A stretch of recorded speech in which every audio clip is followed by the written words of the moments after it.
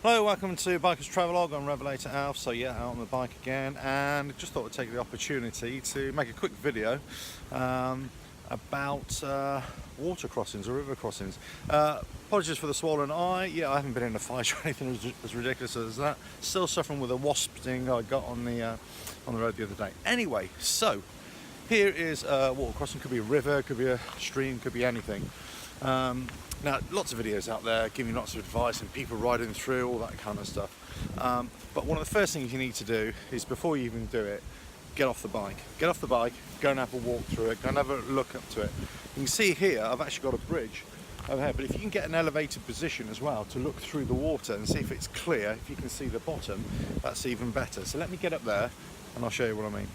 Okay, so now I'm on top of this bridge, elevated position. It could be, you climbed up a tree, and basically all I'm doing, I'm looking down into the water to see if I can see any rocks, any obstacles. So right now, actually, first of all, one big plus sign, the water's clear, so I can actually see through it. If it's really muddy, I think twice about going through it, because if you can't see the bottom, you have no idea how deep it is. There might be a massive pit hole in there, pothole, I should say.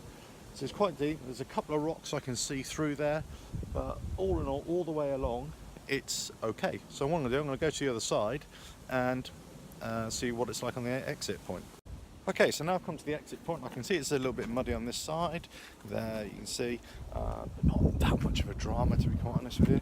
It is muddy there. I can see there's a little bit of a deeper hole there, and it's shallower. Deeper hole on that side, shallower on this side. So that's my path right there. That's what I'm going to take right here along this line, because I can see that it's, fine, but it is muddy. Right, so let's go and have a look. Okay, so you scouted it from the top, from either side. Now you can see through the water, that's really good. Okay, now you've got to actually walk through it and actually see how deep it is. And this sounds, oh my God, I'm going to get wet, but that's the nature of the beast really. You're going to have to walk through it. We've had a lot of rain recently, so this might have raised up, especially if you haven't got a depth gauge. So let's go and give it a go.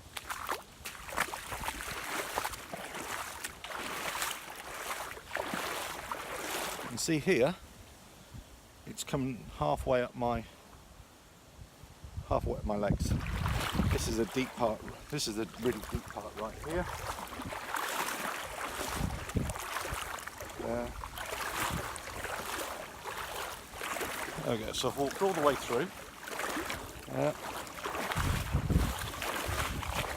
we go. Look at my leg. Check my leg depth, and you can see it's just below my knees. So I've got a path. I know which way. Just stick to the right hand side. Avoid that big hole in the middle. That big hole in the middle where the ripples are, you can see. Take that line round there, and that should be working. Okay, let's go measure myself up on the bike now. Okay, so now I'm back at the bike, and really I've got to measure up myself and see if I'm going to miss the air intake on the bike. See, there it is, right there. I blow for a splash, and it should come up to about here on the bike, so well away from the air intake on this bike. So you can see from that point of view, there is going to be a bow wave as well, so you've got to allow for that. But on the whole, it's going to be dry enough. It's going to be keep the bike dry in the vital areas. Right, so the next thing is now to go ride it. Okay, so enter slowly into the river, stand up on the pegs to get a better view. In some circumstances you can sit down, just ride the line that you've chosen, keep the power on and exit where you want to. Okay, so made it through, no issues, but got through the water, took that line around the edge there a little bit, on the shallow bit.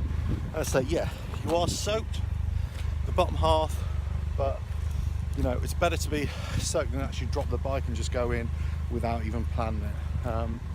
Some people say, well, just go through it, and it really depends how deep it is. If you get that feeling this might be deep, you've got to think about, has it been raining recently? Is it rocky underneath? Is it muddy? Is there a big hole in there?